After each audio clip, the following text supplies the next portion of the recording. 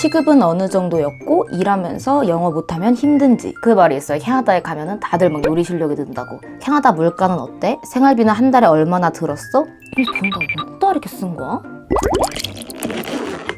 이 또딱 소리도 너무 좋네.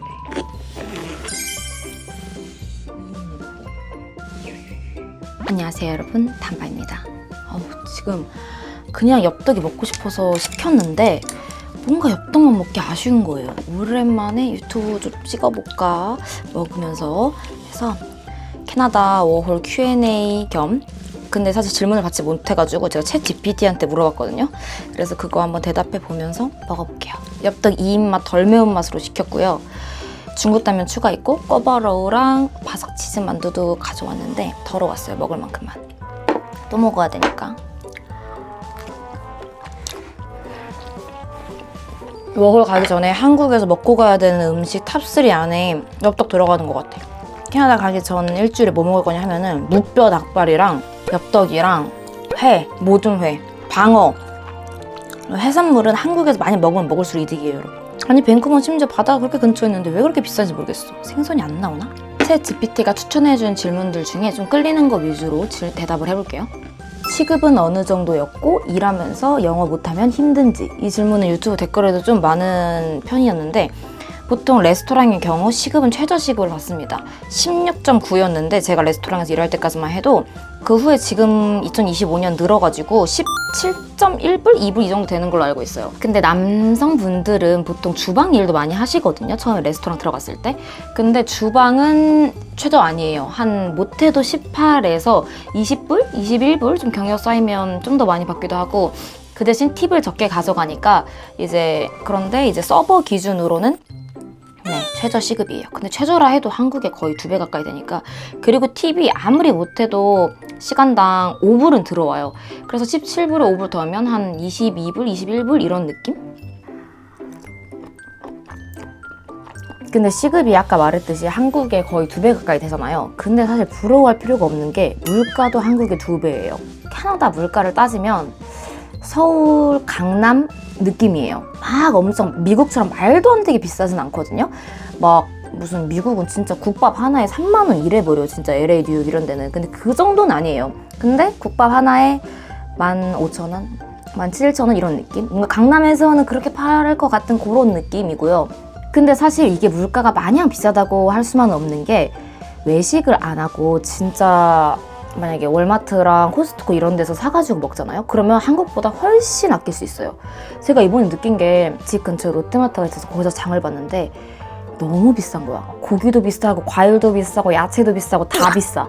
근데 사실 캐나다는 그렇지 않거든요. 스테이크 진짜 등심 이만한 거에 한 8불? 8,000원이면 사요. 이 정도면은 솔직히 기본 평균 여성 하루 2끼에서 3끼는 나오거든요. 이 정도 고기면은.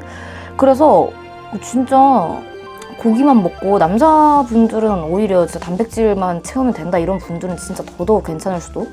근데 외식비가 미친 건 맞아요. 그래서 주변에 보면은 제가 캐나다에서 사귄 남사친들 중에 연애를 안 한다 그러면 거의 외식을 안 하더라고요. 그냥 다들 집에서 해 먹던데. 그래서 다들 약간 요리 실력이 늘어. 그 말이 있어요. 캐나다에 가면은 다들 막 요리 실력이 는다고. 진짜 그렇게 돼. 왜냐면 우선 내가 먹고 싶은 음식의 맛을 찾기가 힘들어요. 내가 막 강된장을 너무 먹고 싶어. 강된장 파는데 찾기가 너무 힘들잖아요. 그래서 그냥 레시피 보고 하다 보니까 요리 실력이 늘고, 또 너무 비싸. 강된장 내가 해서 먹으면은 두부랑 이런 거는 다 제 고기랑 다 싸니까 뭐 한 7,000원이 만드는데 레스토랑 가서 먹으면 한 2, 3만 원 나오니까 해먹게 돼. 그래서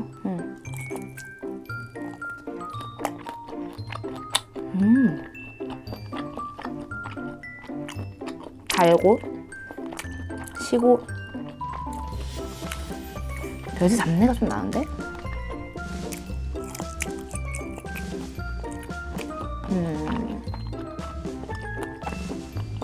그리고 일하면서 영어 못하면 힘든지. 주방은 진짜 상관이 없는 것 같고요. 영어를 좀 못해도. 근데 사실 영어를 좀 많이 못하면 당연히 취업이 힘들겠죠. 근데 저의 처음 영어 실력 정도다. 그 정도면은 한국인 레스토랑, 한국인 사장님이나 매니저님이 있는 레스토랑을 가는 게 좋을 것 같아요. 왜냐면 모르면 물어볼 수라도 있지. 어차피 현지 그런 레스토랑에서 뽑아주지도 않겠지만 그런 데를 간다고 해도 일 어떻게 해야 돼 설명을 하는데 이해를 하나도 못할 거 아니에요. 그러면 어차피 잘리지 않을까요? 그래서 영어 공부는 어느 정도는 당연히 서버가 하고 싶다면 해야 되는 것 같고, 영어가 자신 없다면은 그냥 주방 일이나 아니면 다른 일 많아요. 호텔 그 하우스키핑 이런 것도 요즘 들어서 좀 생각해 두는 게 재밌을 것 같더라고. 그리고 돈도 괜찮고 하우스키핑은 워라밸도 되게 좀 나쁘지 않대요. 호텔 일이 약간 부서 내에서 이동이 좀 자유로워서 하우스키퍼로 시작해서 나중에 이제 프론트로 가고 이런 경우들도 꽤 있다고 하더라고요.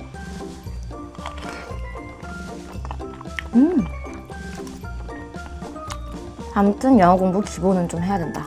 문법 하지 마세요. 그러니까 문법 뭐 당연히 있으면 잘하면 잘할수록 좋겠지만 문법 할 시간에 귀 좀 트이고 오세요. 미드 많이 보고, 진짜 요즘 그런 소모임 그런 거 많더만요. 그런데 나가가지고 외국인이랑 대화 좀 많이 해보고, 안 되면 이태원 가서 뭐 술집 가서라도 외국인 친구를 만들던가. 그게 중요한 것 같아. 문법 그 책 다 갖다 버려. 여기 딱 나와 있는 게 캐나다 물가는 어때? 생활비는 한 달에 얼마나 들었어? 이 질문이 있는데, 그렇게 안 보이시지만 용돈기준 가계부를 써요. 그걸 한번 대충 보여드릴게요. 많은 달에는 500만 원도 쓰고, 집값이 1,400불이었어. 이때 제가 좋은 집 살 때 그 세컨룸 방 하나짜리였지만 1,400 빼도 2,200이니까 200만 원을 쓰네요. 수입보다 지출이 더 많아요. 수입이랑 지출이 똑같거나 거의 3천 가까이 쓰는 것 같아요. 한 달에 300만 원? 이게 고정 지출이 너무 세. 왜냐면 300 중에 집값이 140만 원이었어요. 그럼 내가 사실상 쓴 거는 160만 원 정도가 되겠죠? 근데 여기서 교통비가 한 100불 나가요. 그러면 내가 쓸 수 있는 건 사실상 150만 원. 근데 외식 한 번 하면은 기본 술 먹고 하면은 또 한 70불, 80불 깨지거든요.